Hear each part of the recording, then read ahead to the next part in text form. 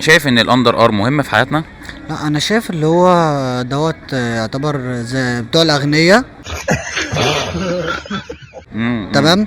زي الشوزي والكلام من ده كله.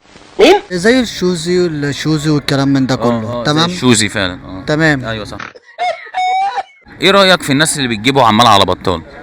والله دي بتوع الناس الاغنياء بقى، ويعني ما نقدر نقول لهم طالما هم معاهم فلوس ويجيبوا احنا بقى الناس غلابه على قدنا. صحيح.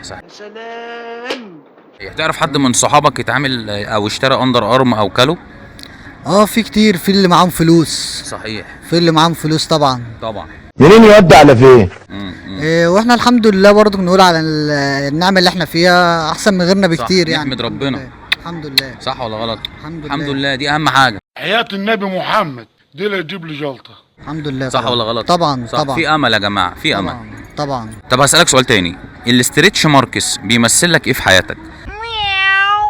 والله يا دي حاجه طبعا نفسي فيها اجيبها، ويعني نفسي الواحد نفسه في كل حاجه، اللي هو يجيب كل حاجه بس. صحيح. هي الاستريتش العربيه، اي حاجه نفسي فيها نفسي اجيبها بصراحه، بس اللي بتحكم الفلوس. صحيح. مش اكتر. طب تقول ايه للناس اللي راكبه ستريتش ماركس وما بتشوفش حد؟ والله احنا نقول يا رب نبقى زيهم، وربنا يوفقنا كده ونبقى احسن من اي حد معاه فلوس، بس الحمد لله نجيب الفلوس يعني نشقى عشان نعرف نجيب الحاجه اللي احنا نفسنا فيها، ان كان العربيه او اي حاجه نفسنا اللي احنا نجيب كل حاجه، بس نشقى عشان نعرف نجيب العربيه ونجيب اللي احنا نفسنا فيه. دي حكمه يا جماعه، اشقوا عشان تجيبوا الاستريتش ماركس تحت بيتكم.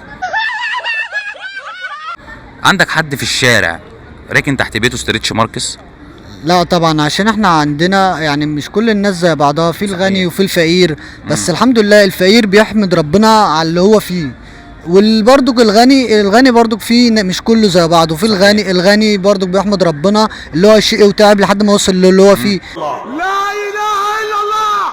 في ناس تانية جابت الحاجة دي بالراحة من غير ما يحسوا بالفلوس ومن غير اي حاجة. برافو عليك.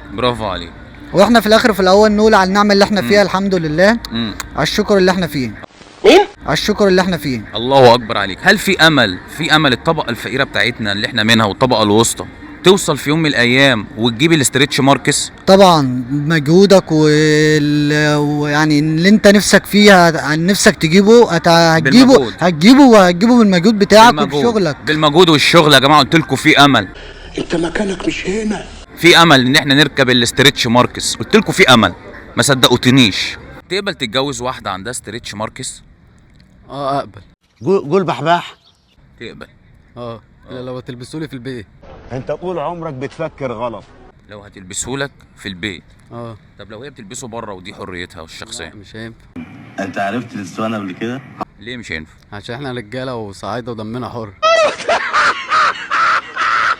رجاله وصعايده ودمنا حر فعلا يا جماعه. ما ينفعش ياخد واحده بتلبس ستريتش ماركس بره. نظام مختلف يا كاوركات. ايه رايك في الرجاله اللي عندها ستريتش ماركس؟ ايه الرجاله؟ لا ده يعني دي مش رجاله. خبر اسود. دول مش رجاله. اللي يقبلوا بحاجه زي كده مش رجاله. سمعت عن حد قبل كده قبل بحاجه زي كده؟ لا. يعني انت ما تقبلش بالراجل اللي عنده ستريتش ماركس؟ حمش يا جماعه. انا كمان اول ما شفتك قلت ما شاء الله. ما دام انت بقى حمش كده فنسالك سؤال تاني، ايه رايك في البنات اللي عندها اندر ارم؟ لا دي بنات معيوبه. وانا ما باخدش بقى بنت معيوبه. بنات ايه؟ معيوبه. وانا ما باخدش بنت معيوبه. ليه عندها اندر ارم حاجه طبيعيه. لا انا ما بقبلش بكده. تقبلش بكده؟ يا حسام. ما يقبلش يا جماعه باي بنت عندها اندر ارم. طب والولاد اللي عندهم اندر ارم ايه بقى الموضوع ده؟ لا دولت مش رجاله اصلا. دي هتبقى سواد على الكل. لا مش رجاله يعني. دول مش رجاله. اكتبوا لنا يا جماعه ايه رايكم في البنات اللي عندها ستريتش ماركس تمام والولاد اللي عندها اندر ارم. طب بما انك فاهم في كل حاجه، اكلت قبل كده سنجل مازر؟ اكلتها مرتين هنا في مدينتي وما عجبتنيش. انا عايز حضرتك تقنعني ازاي. اكلتها في مدينتي هنا. فين المحل ده؟ انا نروح اعزمك عليه تاني. هنا ورا. هنا ورا. اكلت متاكد انت من